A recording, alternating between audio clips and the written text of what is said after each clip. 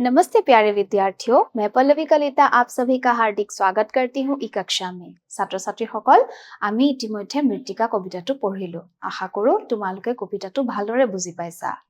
আজি আমি কবিতাটোৰ প্ৰশ্নসমূহ আলোচনা কৰিম। আহাচোন চাওঁ।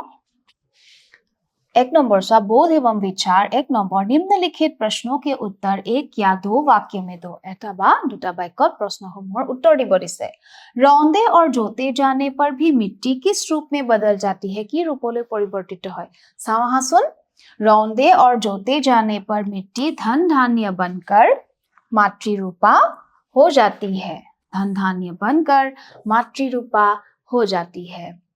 नेक्स्ट वा, मिट्टी के मातृरूपा होने का क्या आशय है? मातृरूपा क्यों कैसे मातृरूपा? साहा, जन्मदात्री मातृ की तरह मिट्टी भी अपनी गर्भ से भिन्न प्रकार के अनाज आदि उपजाते हैं और इससे हमें पालन पोषण करती है। যেনেদৰে আমাৰ মা আমাক কি কৰে? জন্ম দিয়ে। জন্ম দি আমাক তুলি তালি ডাঙৰ দীঘল কৰে, হয়নে? ঠিক তেনেদৰে মিট্টিও কি কৰে? নিজৰ গৰ্ভৰ পৰা মানে মাটিত কি খেতি হয়? खेती হয়, হয়নে নহয়? अनाज শস্য উৎপাদন হয় আৰু সেই শস্যসমূহ কি হয়? इससे हमें पालन पोषण সেইবোৰ খাই আমি আমাৰ পালন পোষণ কৰে। इसलिए वह भी हमारी मातृरूपा है। Next question Saha. जब मनुष्य उद्यमशील रहकर अपने अहंकार को पराजित करता है तो मिट्टी उसके लिए क्या बन जाती है? কি হয়? যেতিয়া মানুহে কি কৰে? নিজৰ অহংভাৱটো ত্যাগ কৰে তেতিয়া মানুহে কি হয়? চাও मिट्टी কি ৰূপলৈ পৰিৱৰ্তিত হয়? जब मनुष्य उद्यमशील रहकर अपने अहंकार को पराजित करता है तब मिट्टी उसके लिए प्रतिमा बनकर आराध्य हो जाती है। आराध्यৰ ৰূপ লৈ মাতিয়ে। नेक्स्ट वा, 2 नंबर निम्नलिखित प्रश्नों के उत्तर लिखो। क, मृत्तिका कविता में पुरुषार्थी मनुष्य के हाथों आकार पाती मिट्टी के किन किन स्वरूपों का उल्लेख किया गया है? की रूप লৈছিলে মাটিয়ে? চাওঁ আহাচোন। मृत्तिका कविता में पुरुषार्थी मनुष्यों के हाथों पाई मिट्टी के रूपों का उल्लेख निम्न प्रकार किया गया है। 1 नंबर स्वा, अनाज उपजाकर हमें पालन पोषण करने वाली मातृरूप। प्रथम रूपটো मातृरूप লৈছিলে। 2 नंबर तो स्वा, कलश कुंभ से जल लेकर आने वाली प्रिया रूप। 3 नंबर तो इसे खिलौने के रूप में शिशु हाथों में पहुंचने वाली प्रजा रूप। और 4 नंबर तो इसे देव देवी के रूप में मनुष्यों को चिन्मयी शक्ति प्रदान करने वाली प्रतिमा का रूप। नेक्स्ट वा, मिट्टी के किस रूप को प्रिय रूप माना है और क्यों? কোনটো ৰূপক প্ৰিয় ৰূপ বুলি কোৱা হৈছে আৰু কিয়? চাওঁ আহাচোন। मिट्टी के द्वारा सजी हुई कुंभ और कलश को प्रिय रूप माना गया है। समाज में कुंभ और कलश का स्थान बहुत ऊंचा है। किसी भी पुण्य कर्म में पूजा हो या विवाह हो इसका इस्तेमाल किया जाता है। इससे लाए हुए मीठे जल को पीकर लोगों का हृदय तृप्त होते हैं। इस प्रकार कुंभ और कलश मनुष्य के लिए अति प्रिय बन जाता है। मिट्टी प्रजारूपा कैसे हो जाती है? प्रजारूपा माने সন্তানৰ দৰে, হয়নে? কেনেকৈ হয়? চাওঁ আহাচোন। कवि के अनुसार मनुष्य ने मिट्टी को प्रजा के रूप में भी बदल दिया है। प्रजारूपा अर्थात संतान जैसा। बच्चे खिलौने के लिए जब मचलने लगते हैं तब मनुष्य मिट्टी से बने खिलौने देता है। उसे लेकर शिशु संतुष्ट और प्रसन्न हो जाते हैं।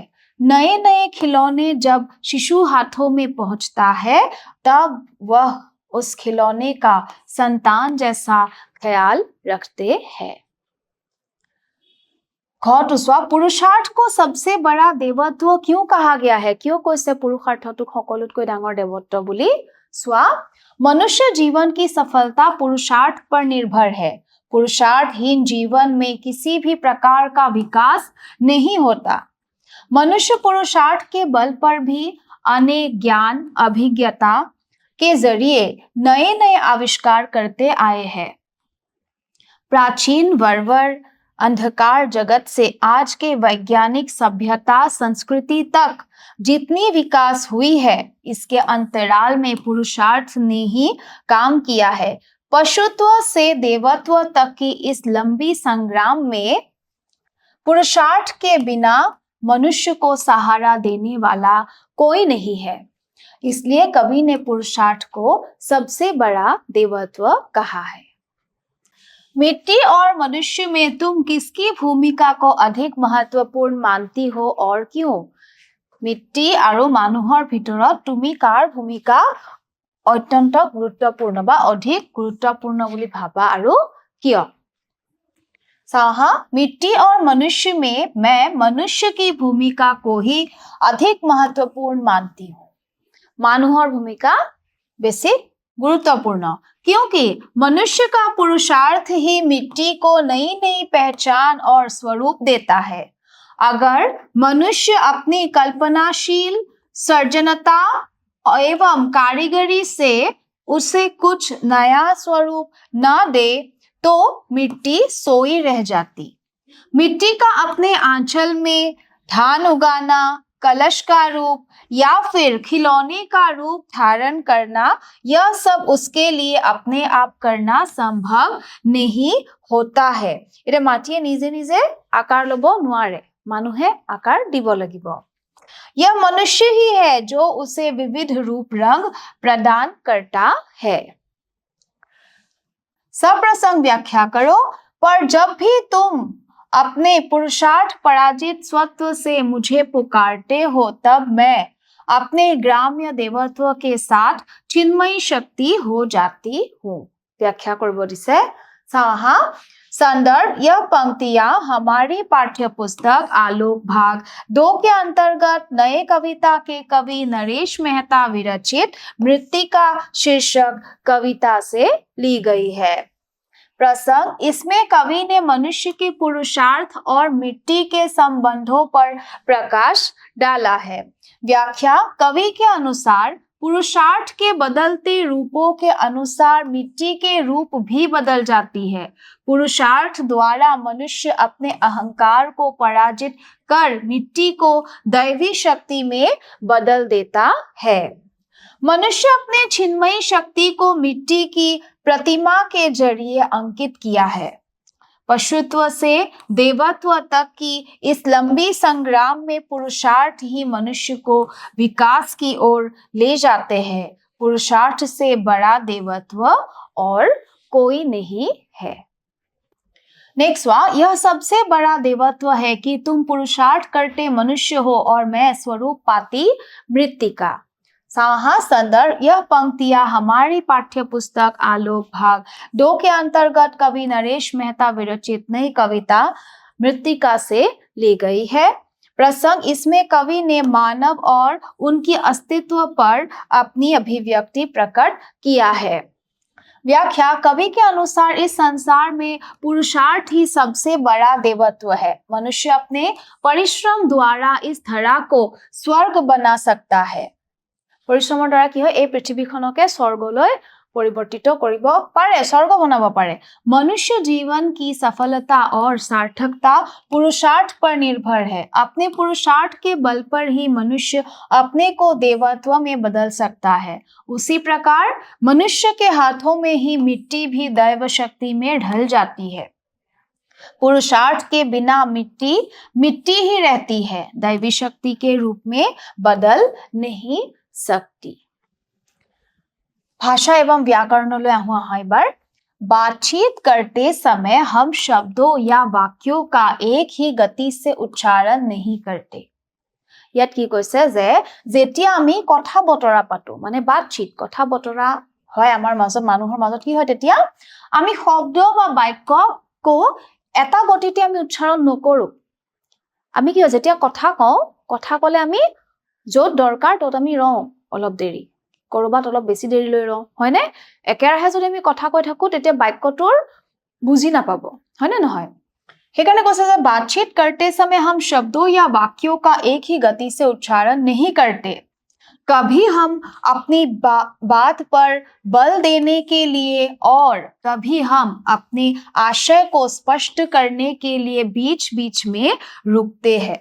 केতিয়াবা কি হয় আমি কথাটোত বল দিবৰ বাবে জোৰ দিবৰ বাবে আৰু কেতিয়াবা কি হয় अपने आशय को स्पष्ट करने की कब विचारिছো हेतु स्पष्ट करिবৰ বাবে আমি কি কৰো बीच बीच में रुकते हैं यह रुकना ही विराम है तार माने ए रोक আমি যে ৰৈ দিও মাজত হেতু হৈছে विराम विराम का अर्थ है रुकना लिखते समय विराम चिन्हों का प्रयोग आवश्यक है কথা কওঁতে আমি ৰৈ দিলো আমি যেনেকৈ কথা কৈ থাকো আমি ৰৈ দিলো কিন্তু এটা লিখুতেও তো ৰব লাগিব তেতিয়াহে কথাটো কি কব বিচাৰিছে বুজি পাম हे कारण কৈছে যে लिखते समय विराम चिन्हों का प्रयोग आवश्यक है इनका प्रयोग न होने से कभी-कभी वाक्य का अर्थ एकदम बदल जाता है অৰ্থটো বদলি হৈ যায় মানে পৰিৱৰ্তন হৈ যায় মানে কিবা কব বিচাৰিছে আৰু কিবা বেলেগ হৈ যাব हिंदी में प्रयुक्त होने वाले विराम चिन्ह इस प्रकार है तार माने हिंदीत किछुमान विराम चिन्ह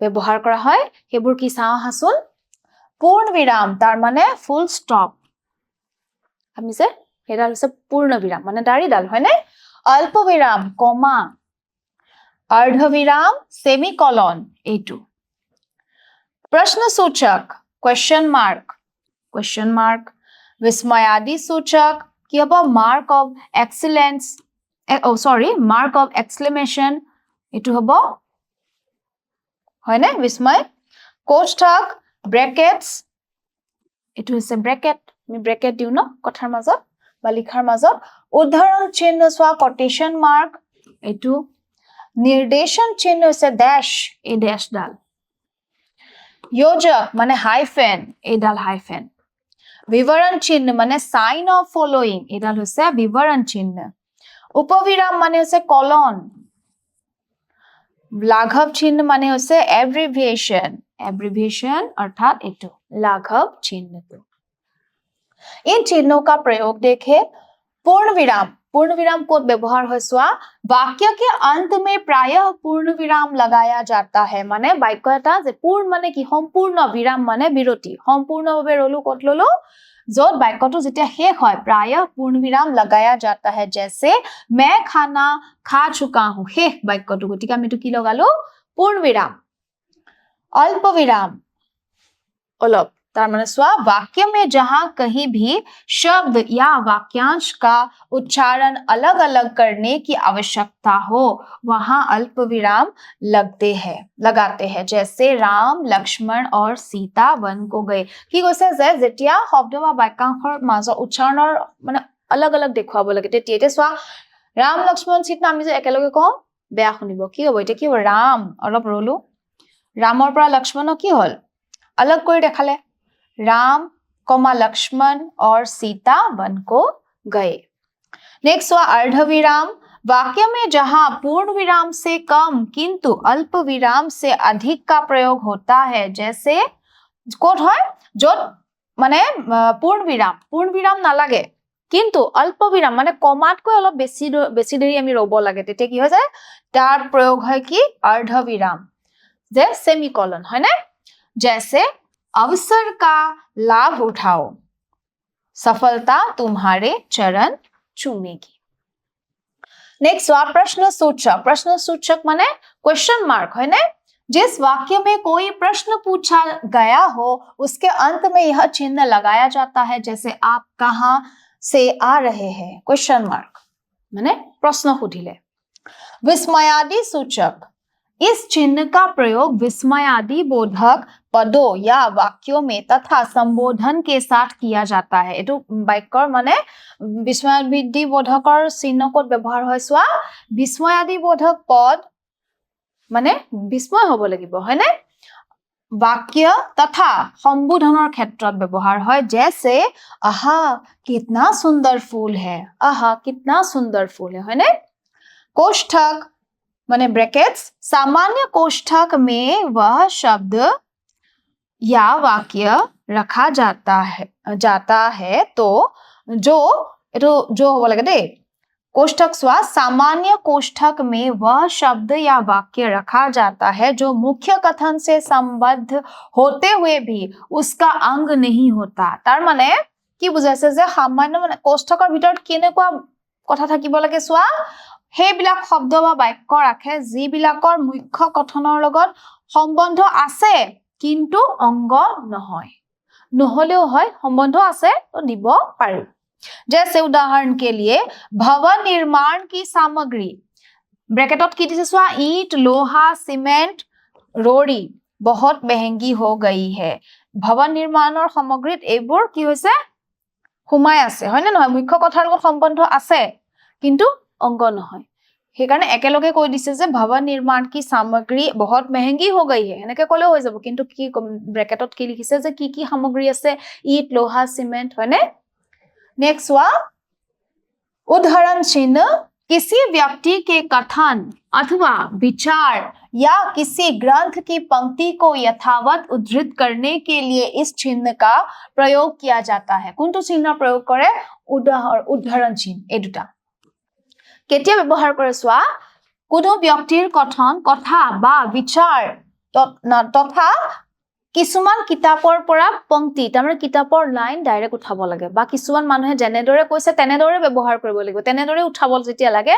তেতিয়া উদাহৰণ চিহ্ন ব্যৱহাৰ হয় তাত আমি নিজৰ পৰা একো দিব নোৱাৰো ঊৰ্ধ্বকমাৰ ভিতৰত যি আছে সেইখিনি উদাহৰণ চিহ্নৰ ভিতৰত থাকাখিনি সেম মানে জুনে যাৰ উক্তি উঠায় পংক্তি উঠায় তেনেদৰে বহিব जैसे रघुपति रीति सदा चली आई प्राण जाए पर वचन ना जाए यह कथन तुलसीदास जी का है तो तुलसीदासर कथन तो तनेदरे उठाई दिसे योजक यह एक छोटी सी रेखा है সৰু এডাল रेखा जिसका उपयोग दो शब्दों को जोड़ने में होता है দুটা শব্দ জোড়া কৰিবৰ বাবে ব্যৱহাৰ কৰে হয়নে जैसे मनुष्य को हंसते हंसते जीना चाहिए हंसते हंसते দুটা শব্দ মানে দুটা শব্দৰ মাজত কি কৰিলে জোৰ কৰি দিলে সেই কাৰণে योजकडाল ব্যৱহাৰ হল निर्देशक चिन्ह या योजक चिन्ह से बड़ी रेखा होती है देखिবলৈ একে হয়নে এডালো একে দেখিবলৈ একে কিন্তু योजकতকৈ निर्देशक चिन्हडाল অলপ दीघल है यह योजक से बड़ी रेखा होती है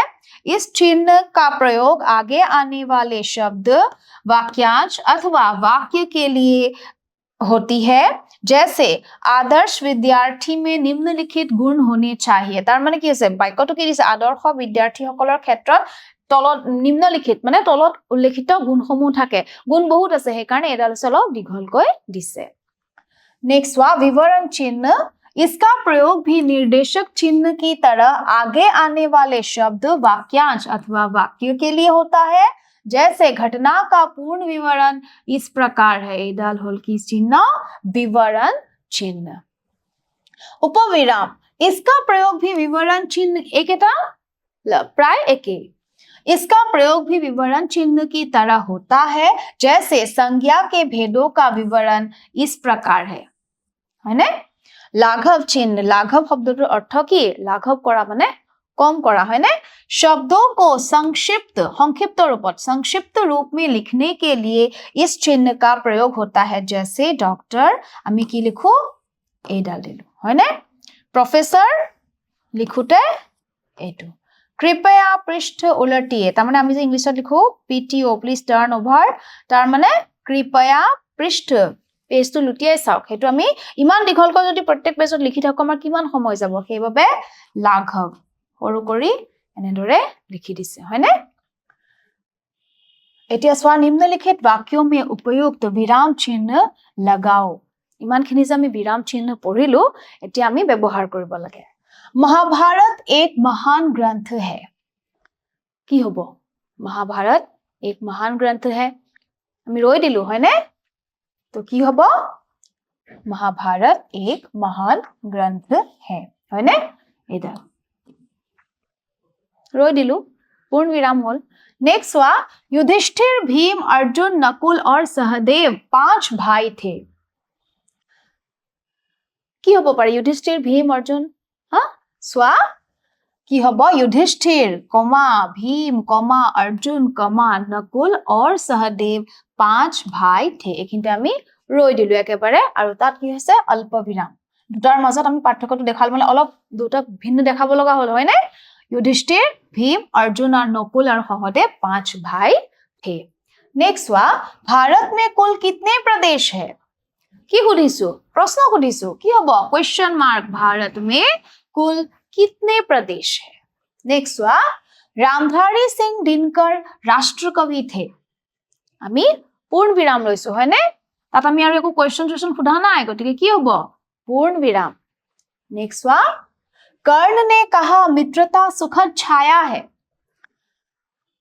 কি আছিলে যে যেতিয়া আমি কথাবোৰ কি কৰো যেনেদৰে আছে তেনেদৰে উঠাব লাগিব হয়নে কি হ'ব সোৱা कर्ण ने कहा কমা কৰ্ণই ক'লে কি ক'লে मित्रता सुखद छाया है उदाहरण चिन्हৰ ভিতৰত এখিনি সোমাই গ'ল मित्रता सुखद छाया है नेक्स्ट वा किसमें विचारों की शक्ति होती है कोट विचारों शक्ति থাকে কি হ'ব এটো क्वेश्चन হয়নে किसमें विचारों की शक्ति होती है क्वेश्चन मार्क হয়নে क्वेश्चन দিলো তাৰ মানে আমি প্ৰশ্ন সুধিলো মৰমৰ ছাত্ৰ ছাত্ৰী সকল এয়া আছিল মৃত্তিকা পাঠৰ প্ৰশ্নোত্তৰ সমূহ আশা কৰো তোমালোকে ভালদৰে বুজি পাইছা ভালদৰে পঢ়া শুনা কৰি থাকিবা আজিলৈ আহো ধন্যবাদ